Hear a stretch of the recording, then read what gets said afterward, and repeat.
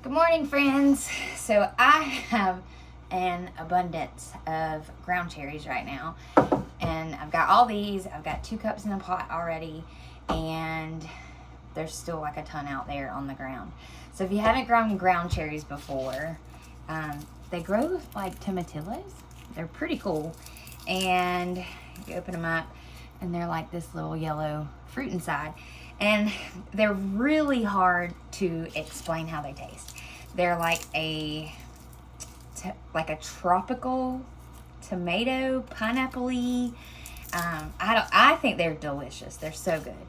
And this is all from one plant, plus the 2 cups over there, plus like the massive amount that I've like given out to friends and family. So you definitely only need a plant or two to have enough to can or make wine with. So I figured I would make this video because I'm having a hard time finding any particular videos with people canning ground cherry jam. So I'm gonna just kind of wing it and do my own recipe, and we'll see how it goes. So the first thing I'm going to do is go through all these because some of them are starting to go bad.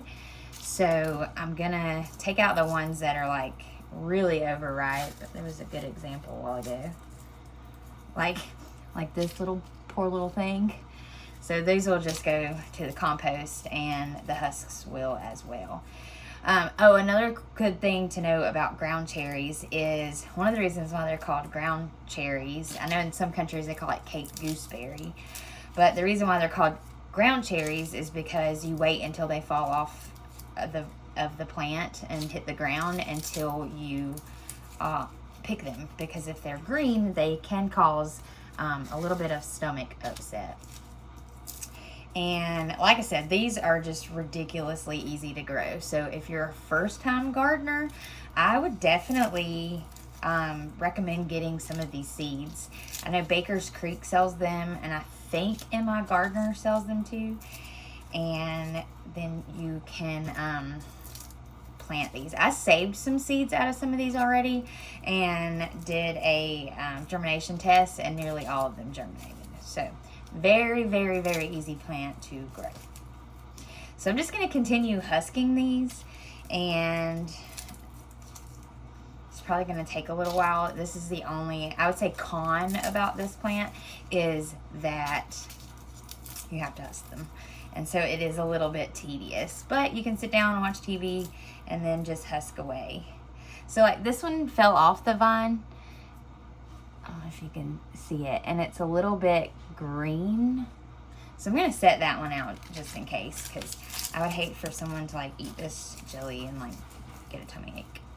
So I am actually going to go sit in the living room and watch YouTube while I husk all of these, because it's probably going to take me a good, at least 15-20 minutes to do. So we'll be back in just a minute.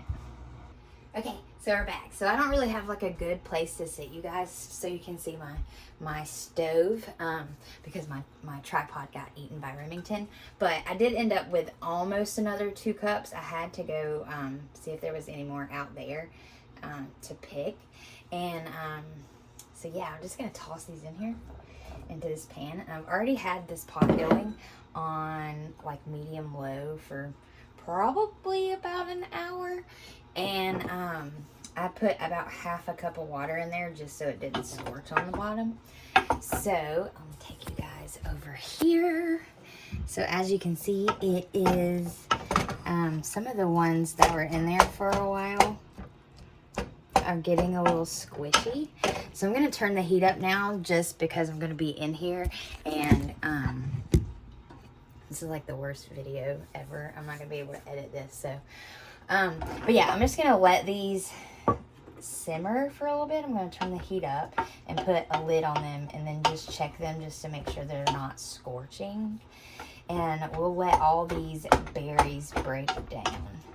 So the seeds in here, like you could probably strain out all the pulp and the seeds, but I'm going to see about not doing that. We're going to see if they'll break down. I know when I made wineberry jam last season that the seeds were like very crunchy and in the jam, and we didn't really care for that. But these seeds are very, very easy to eat, and they're so tiny. In fact, I have some, hang on. I had some drying out. So, if you can see them without them dropping off the paper. Do you see how tiny they are? Like, that's 3 seeds on my fingertip. Let me see if I can just like isolate one. Can you see that? They're so tiny.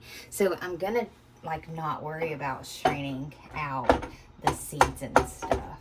And it may end up being more like a jam. But I'm gonna let these simmer down, and I will be back when that happens. So this has been going for about 30 minutes, and it's really, it's broken down quite a lot. And I think this is where I want it, because I think I'm wanting it to be a little bit more chunky for use on like toast and stuff, or maybe even like mixed with maple syrup and put on pancakes. So most jelly recipes call for like equal amounts of sugar, and I ain't trying to get diabetes, so I'm gonna start with 2 cups, and I'm gonna turn the heat back up. I had it down on medium low so it could simmer, and I'm just turning it back up to medium. And I'm going to use this wooden spoon to get this all like worked in. And I also couldn't find any, like anything about if ground cherries contain enough natural pectin not to use pectin. So I'm gonna get this all stirred up and into it first and see what it looks like. And then I've got a box of pectin just in case.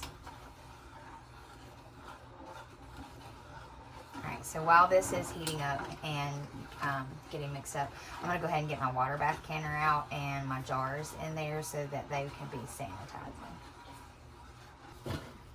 Also, we have upgraded our water bath canner.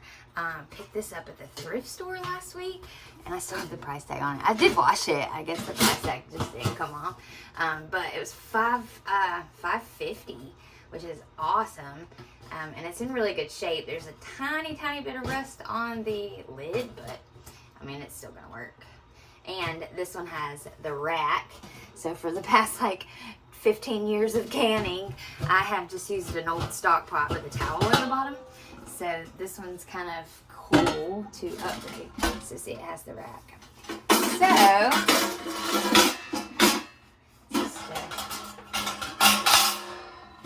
that, and then you can just put all your jars in here and then set them down all at the same time.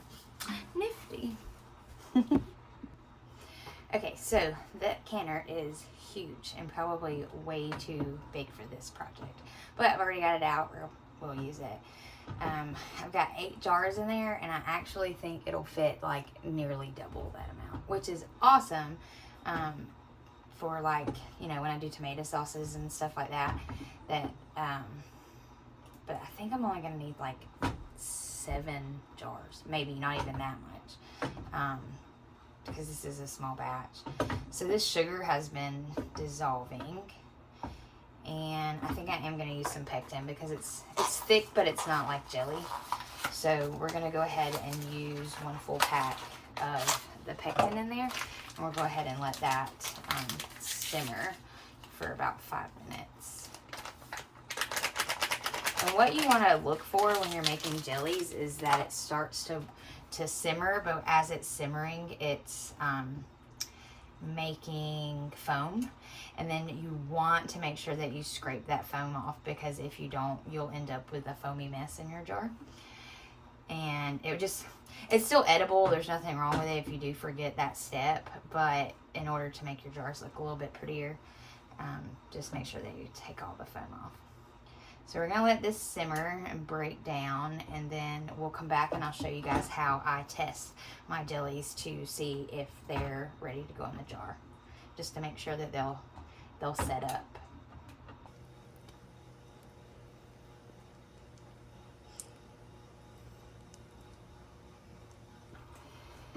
Alright, so we're starting to see that foam and it boiling up. Probably needs a few more minutes, but I'm going to go ahead and do the first test just to make sure that it doesn't need anything else. More sugar would be the only thing I add. So what you want to do is pull it out, keep it flat, and then I like to run my fingers and see it's working. See how it didn't go back? That means it's ready. And this stuff tastes so good.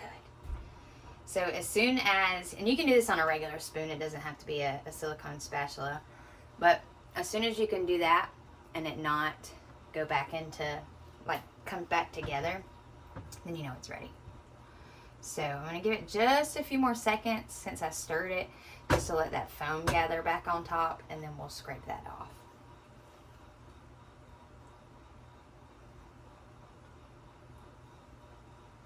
And there's the foam, and you just want to get as much as you can off. It's not a huge deal if you don't get a bunch of it off, but some berries will produce more foam than this. I just like to scoop it to the sides and then just go around and get that little bit. And like I said earlier, like, if you don't do this part, it's not a huge deal, and don't worry about getting it all out because you're not going to be able to do that. But if you have something like strawberries that creates a lot of foam, you want to get all that out, or as much as possible. Alright, so my jars are not ready, so we're going to wait on the jars to sanitize. I'm just going to keep this on low just to keep it hot, and as soon as my jars start to boil, I'll pull them out, and then we will get this all ready to can. With the amount of ground cherries that we were getting, I also made a little bit of kombucha last week. And it's just now finished carbonating and stuff. You can tell it's very light colored. This SCOBY was in the fridge for almost a year. So I took a break from making kombucha, and I had to bring it back to life. So this is the batch that I used to bring it back to life. And the next batch going is a lot darker, and hopefully we'll have more ground cherries by then so that I can make some more with a little bit stronger of a tea. So I figured these ground cherries are stuck. There we go. I figured we could do a taste test together. So it went through its second carbonation. I didn't let it get a lot of carbonation because it looked like it had a lot, but I really wanted to try it. So. Oh, this is cherry and ginger. I did another one with just cherry and another one with just ginger, which is a ginger and lemon.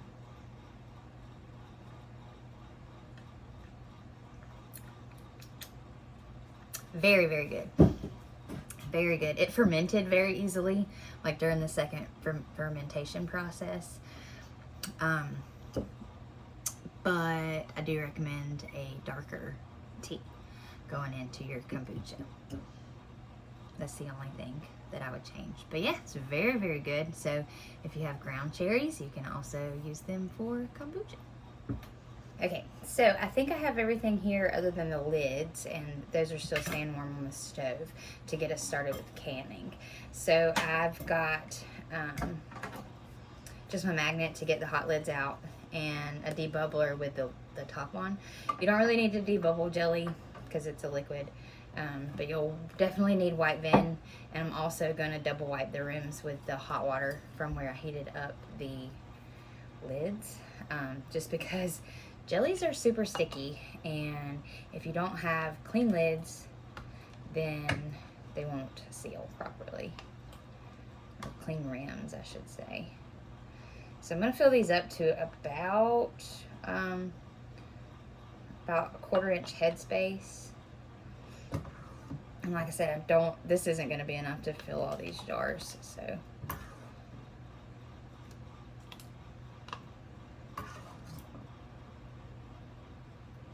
Also, if you wanted to double this recipe, you could totally do that, and it would still only take 1 packet of pectin, it would just take a little bit longer to set up.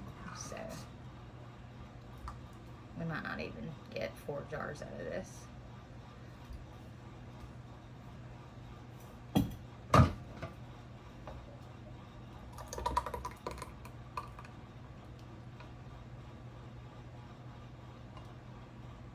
Oh. Alright, so I will scrape this out, and this extra jar is what we'll use for just this next week or so. I won't even can it. Alright, so I'll just make sure that we get everything out of the bottom, and then when this cools off, I'll just put it in the fridge, and we'll eat it with some toast this weekend.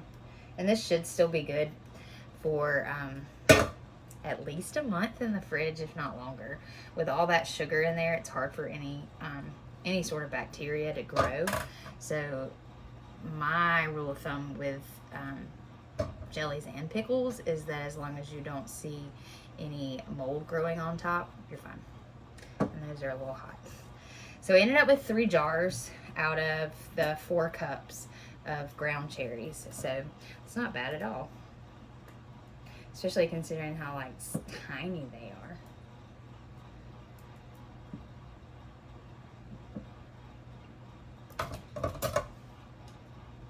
Alright, so I'm going to go ahead and do the first wipe down with vinegar. I think this one has a little bit too much in it, and that one doesn't have enough. So what you can do if that happens is you can just boop and boop. A little bit more out of there. And if you've already wiped all your lids down, when you figure out that spot, you can just go back and re-wipe them.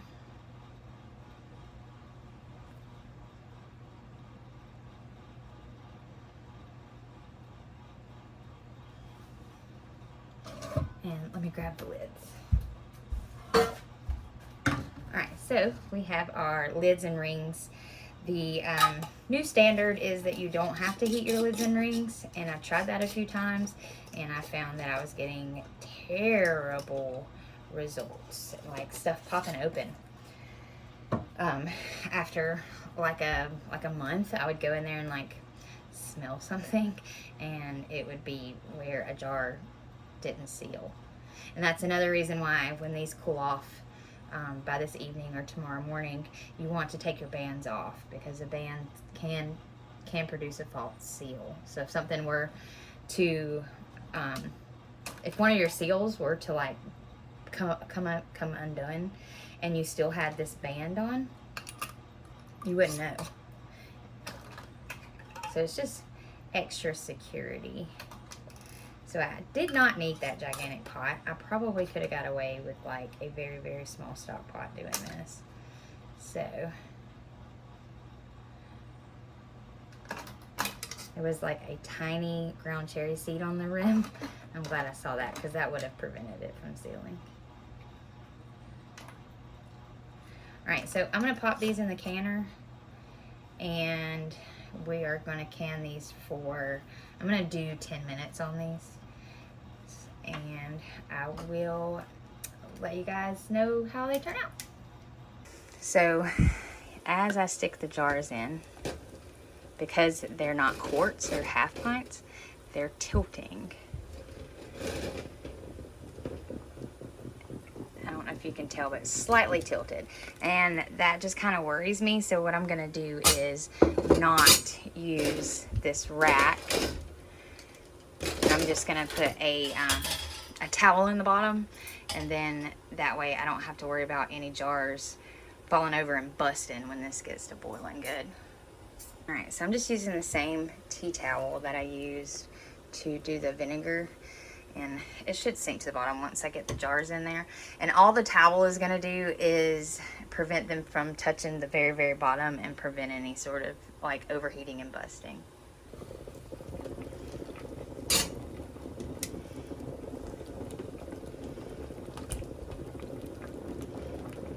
All right, so I'm just going to put the lid on and process for 10 minutes. It's very good. It almost reminds me of like an apricot jelly, apricot or whatever. It's very, very, very good. I do think it would be good on pancakes with maple syrup. So I may be making pancakes in the morning. So I've got the timer set. I think we've got about 8 minutes left, and I'll let you guys know when I pull them out.